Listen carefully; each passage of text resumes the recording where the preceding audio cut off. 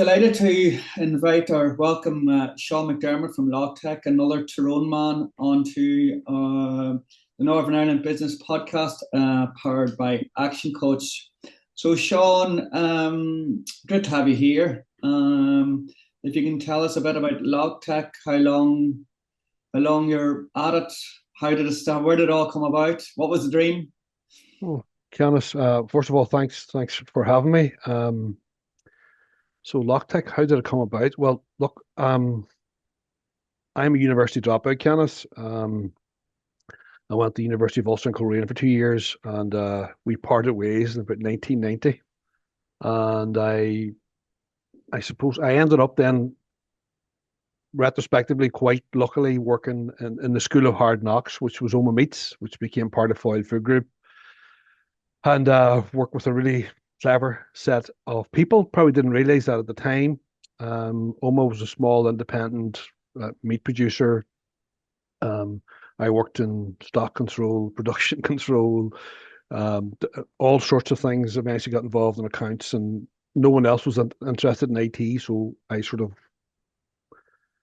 unplanned was pulled into IT rather than accounts. And Oma Meats was bought by Foyle. I became the IT manager. Then I was a group IT manager, and I suppose a few things changed in my life. I was living, I suppose, as far away as Dungannon from Oma, and traveling the A5 when it was bad the whole way from Oma to Dungannon. So moved back into a wee place outside Oma called Lochmacrory, hence the LoughTec. So that's you have deep insight into my I, creativity I, I, immediately. thought, I thought that's where it was coming from. All right, I'd guess that one. And I suppose after a year from moving back, I had an itch.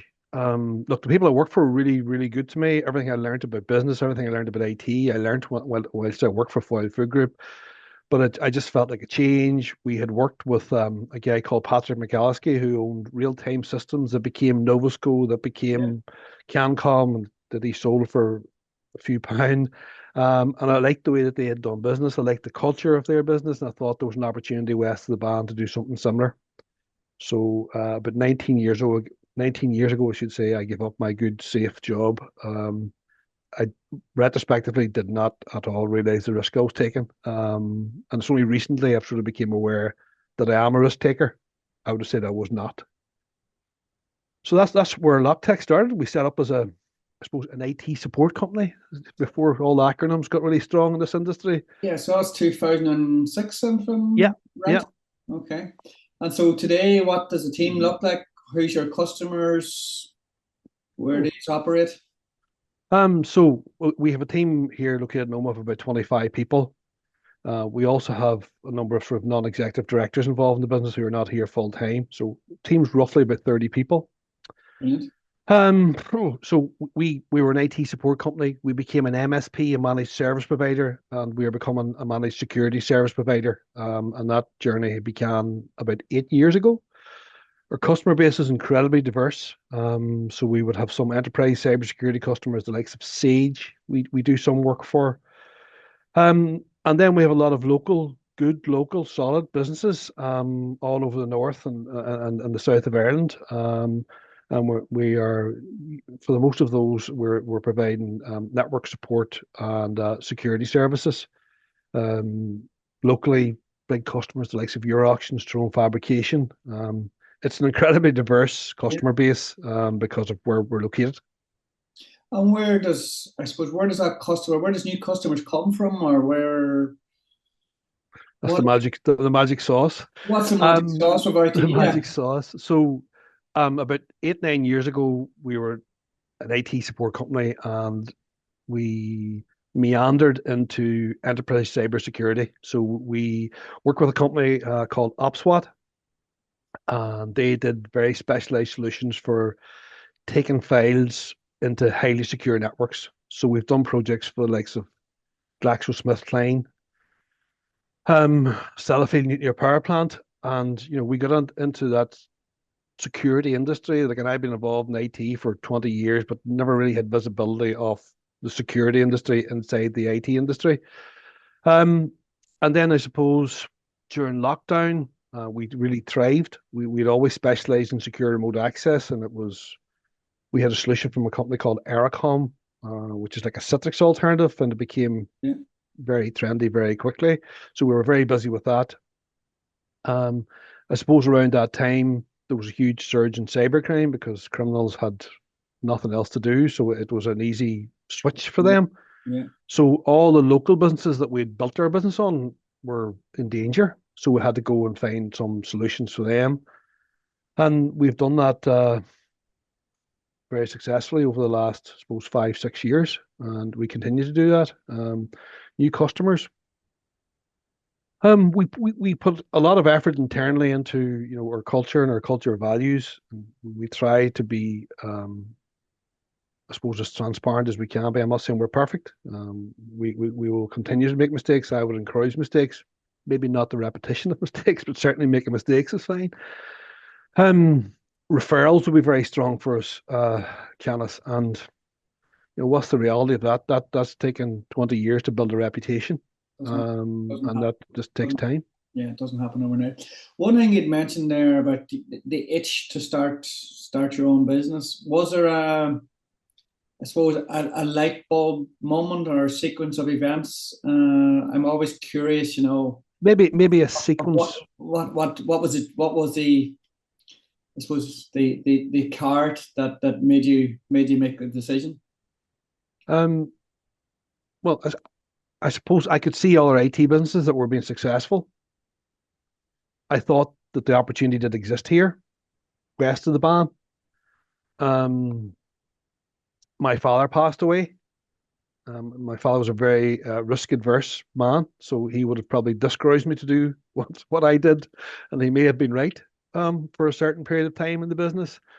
I have 5 kids, so I had a lot of university bills that were going to eventually arrive at my door. And I honestly felt like a change. When I worked in foil, I was really happy and content, but I just fancied a change and a challenge.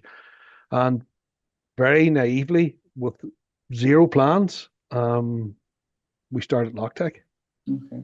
That's what I was going to ask you, was there anybody, like a mentor or anybody that you would look up to or that you go to for advice or anybody that has, I suppose you have touched slightly on it, you've seen the success of other, you know, people in that industry and that, and they were supposed not a hero, but they went and done it, but was there anybody on the ground or anybody that you would have chatted to that inspired you or mentored you or helped you on the journey? Probably over time, Canis, there were different people at different stages. So when I worked in foil, the financial controller in Oma, he was the finance director in Oma Meats, and then it was bought by Foil Food Group, was a guy, Paddy McElroy. Paddy's a really intelligent guy. And I suppose when I worked in foil, he took me under my wing. He retired around the same time that I started LoughTec, and he would have been my first, I suppose, mentor without the title, and would have come in here every month for a number of years and would have given me a good grill on our figures and where we were, what we were doing, and why we were doing it. Yes, we lost Paddy to cancer about 3.5 years ago. I also used a guy, let me see, Paul McAnallen, Shift Control is his podcast. So Paul is the sort of mentor you engage if you want to hear the truth. If you don't want to hear the truth, don't engage Paul. So there's been a number of those people, Canis, because Yeah, because it's unusual to hear. You've talked about non-execs, so you obviously have a board of some description or another coming in. So that's not that common, and it's sort of a trendy thing when you get to a certain stage in that, and some banks and stuff will insist on that, but it's obviously there's a reason for it, and there's there's probably a way. So we have so Paddy was my sounding board for many, many things. And Paddy obviously lost his battle with cancer. I lost a good friend and a really good business mentor. So there was a void.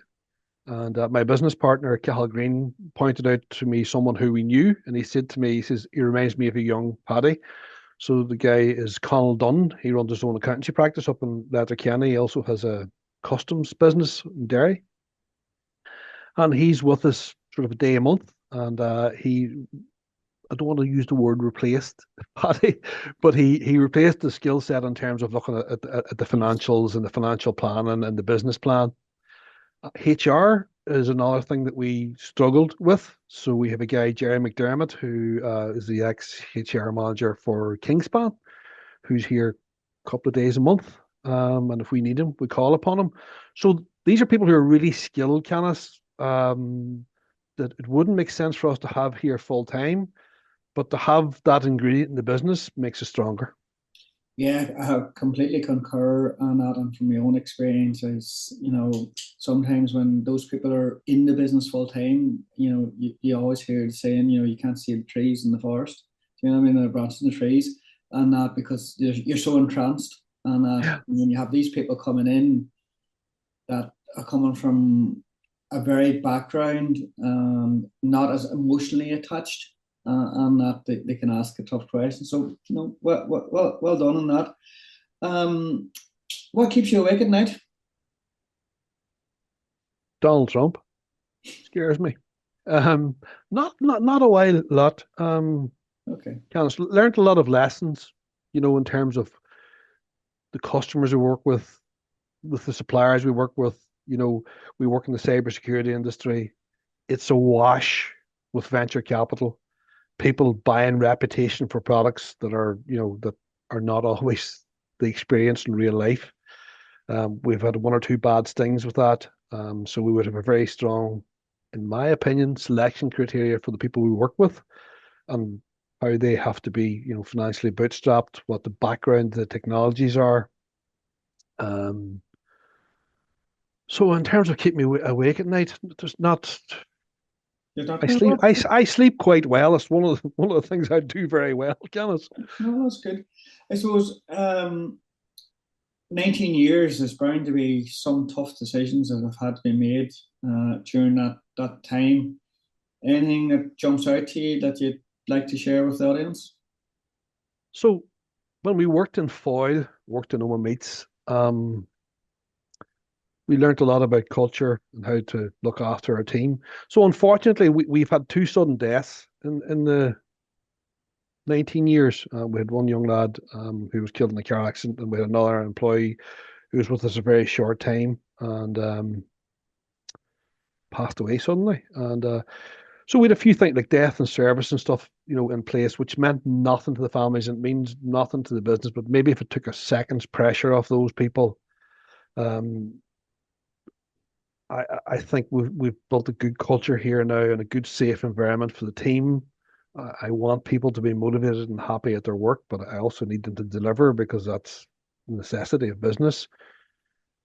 Um, so yeah, that's lessons that I learned from good people in the past have helped me go forward. Yeah.